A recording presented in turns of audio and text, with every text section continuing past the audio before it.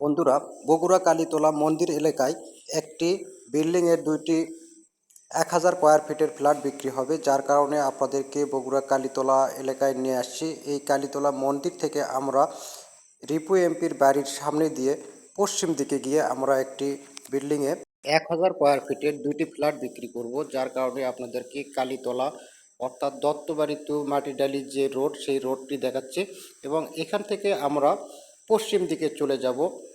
পশ্চিম দিকে গিয়ে আমরা যে বিল্ডিংটি দেখতে পাচ্ছেন, এই বিল্ডিংটিতেই আসলে 1000 স্কোয়ার ফিটের দুইটি ফ্ল্যাট বিক্রি হবে, যেখানে প্রতি ইউনিটে 3টি করে রুম আছে, ড্রয়িং ডাইনিং আছে, বেলকুনি আছে এবং বাথরুম আছে, অ্যাটাচ বাথরুম আছে।